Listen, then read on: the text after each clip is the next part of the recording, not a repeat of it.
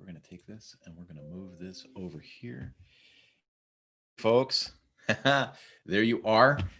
See you there on YouTube. Let's go ahead and make sure the volume's off. So we are good to go. Um, Welcome to December, right? 24 days away from Christmas. Who'd have thought this year would go this way? And as I was watching television this weekend with my family and last night, I saw one after another, after another, after another open up their thing. Like every show was like, in these trying times, in this trying year, now that 2020 is almost over, the most horrible year ever.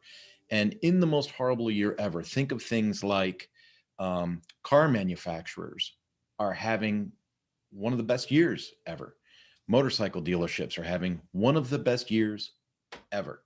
Bicycle dealerships are having one of the best years ever. Who's struggling, right? Maybe some restaurants are struggling, some bars are struggling. Maybe there's some aspects of production that are struggling, but there's so many that have found what I said at the very beginning, right? Through obstacles comes opportunities. Through obstacles comes opportunities, and I might sound a little over the top today. I might sound a little overly optimistic. I don't mean to sound overly optimistic, but I did start out the day with a little bit of the leader's heart from John Maxwell, right? This is the 365-day devotional that I told you that, I really enjoy getting into. I wish I had the stamina to do it every day, but I typically don't, to be honest with you. But today we jumped off the page. It starts with scripture from 2 Timothy 4, verses 6 and 7. It says, "For I'm already being poured out as a drink offering, and the time of my departure is at hand. I have fought the good fight. I've finished the race, and I've kept the faith."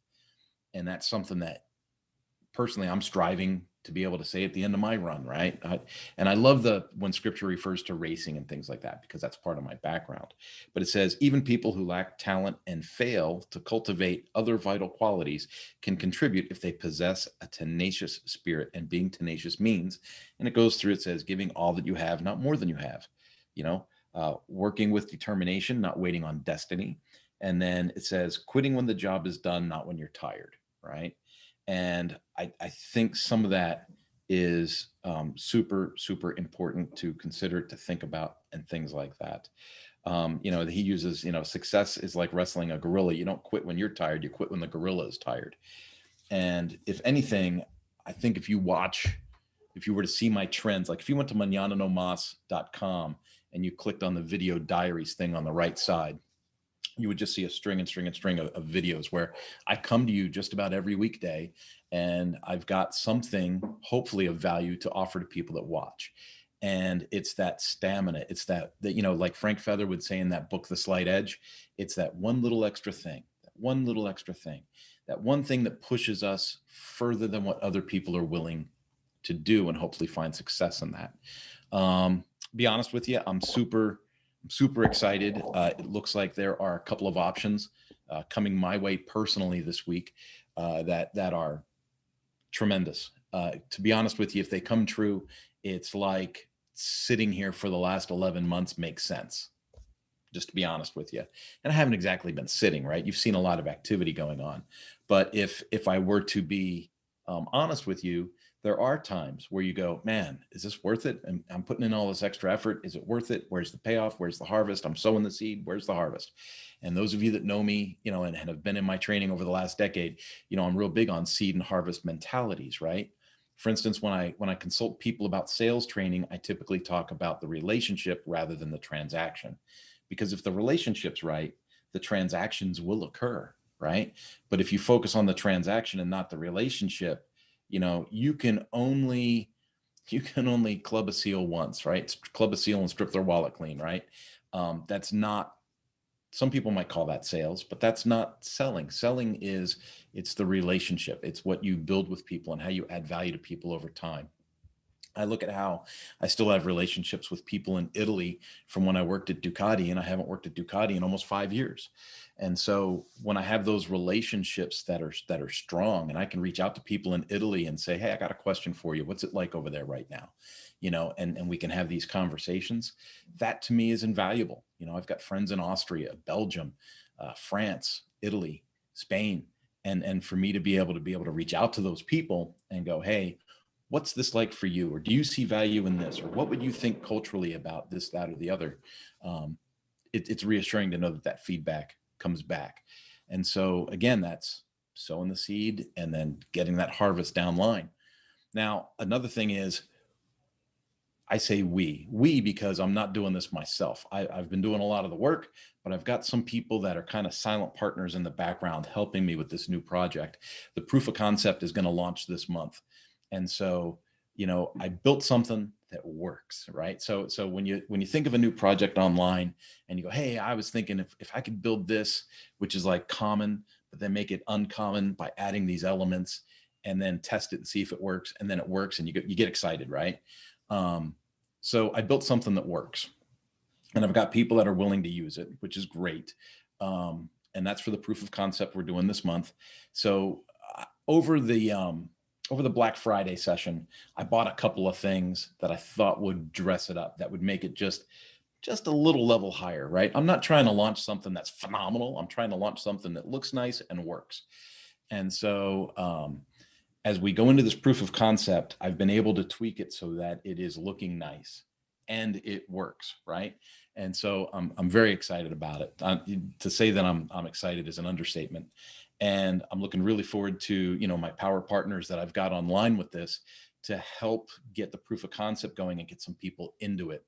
And so I worked this morning on helping the overall appearance and really cleaning it up so that it presents well to people that aren't familiar with it. And I'm working on some tutorial videos that go with it so that when we get someone into this project online that is new to the element, new to the environment, right? It's one thing to build something yourself and go, oh, I know how that works, right? That's one thing.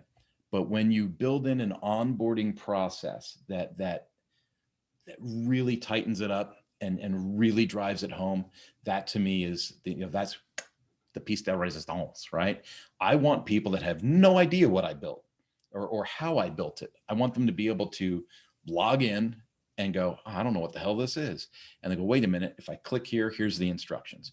So they click, a little tutorial pops up. Hey, this is your placeholder. Click here, change this, click here, change that. You want to swap out a picture, do it this way. Bam, bam, bam. This is how you do this. Click, click, click. Boom. This is how you do this. Click, click, click.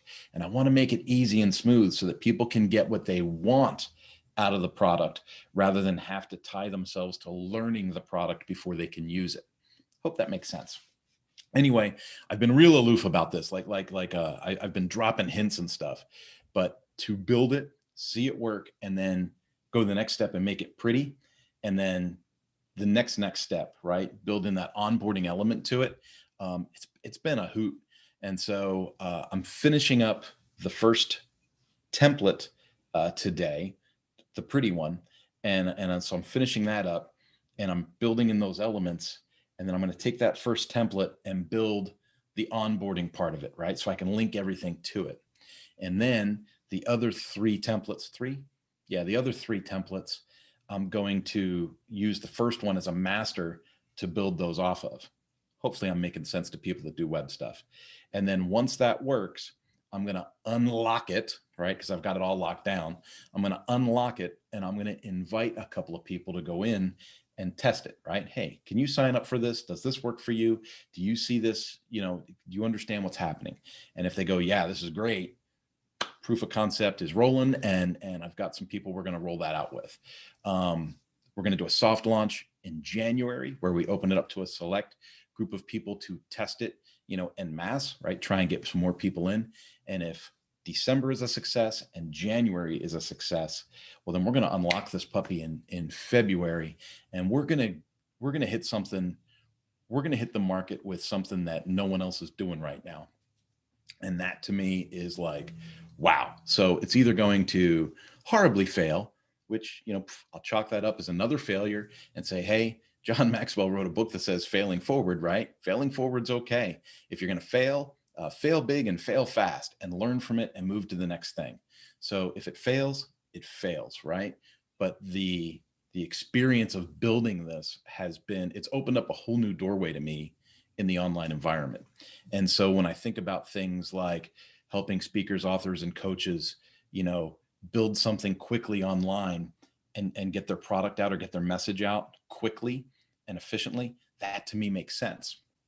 When I think about what people spend on, on the Kajabi products or the ClickFunnels products or Udemy or things like that, I think to myself, okay, how can I fit into that ecosphere and add value to people that get into that circle? And this is how I see that moving forward. So I'm super, super excited. I probably am going a little off on it. Now, you've noticed I'm wearing the Great Cycle Challenge jersey today. Today is a day of mental rest. It doesn't sound like mental rest when I've already put in, hours online building the stuff and then, of course, giving this message to you. But I had a slew of meetings yesterday. They all went really, really well. So thank goodness, right? The meetings went really, really well.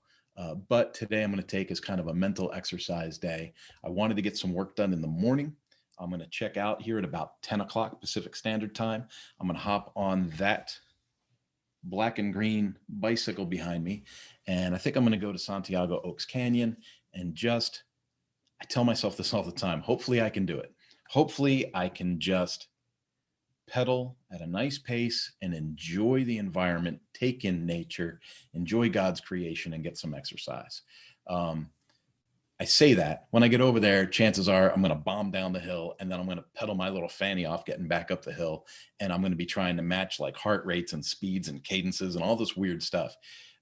Truth is, I really just want to check out. I want to clear my brain, hit a reset, and be able to come back to this project we're launching this month and really just, be able to concentrate, focus, and get the other templates done. And I know that I'll be able to hit that harder after I do a mental reset and get some exercise. The exercise to me is super important. I was looking at I have an application that tracks my fitness. And last month was not a great month for me, fitness wise. I quarantined myself. I knew a lot of people that, had contracted COVID. And I just wanted to be sure that I didn't spread it to other people. And so I kind of quarantined myself. I skipped out on a couple of group rides. And, I love the groups and I love to get out and exercise with the fellas. But although I don't feel bad, although I don't have any symptoms, I didn't want to put myself in an environment that could potentially, infect others. And so I'm trying to be mindful of that. I'm not horribly afraid of the virus. I am of the personal belief that everyone's probably going to take a chance and get it. And I think probably the sooner I get it, the better. I may have already had it. I don't know. But I'm not real keen on going down and adding my name to the list of testers either. So, yeah, I don't want to overly politicize this post, but a virus is a virus and I'll catch the virus just like I catch the flu. I know a lot of people. At first I didn't know anybody that had it. And now I know a lot of people that have had it. And they say, yeah, I was down and out for a couple of days. Now I'm back. I was down and out for a week. Now I'm back. I knew a person that was hospitalized and they've been actually posting their posts on Facebook almost every day, day 17, day 18, day 19, and every day, hey, I feel a little bit better. I was really run down. He was actually hospitalized for a while and he's coming out of it. He's feeling pretty good. And so have there been people that have passed away? Yes, I don't personally know them, but through a friend of a friend, I've known 2 or 3 that have passed away in that way. But there's been some comorbidities involved. There are people that supposedly didn't have comorbidities involved. But then reality hits me, and I remember back to when Mrs. Dominello, sweet, sweet, sweet lady that ran a bridal shop that I worked in when I was a younger man. She didn't come to work one day and turned out she had pneumonia and went to the hospital. And then I was in shock a week later when I went back to the store and I found out she had passed away.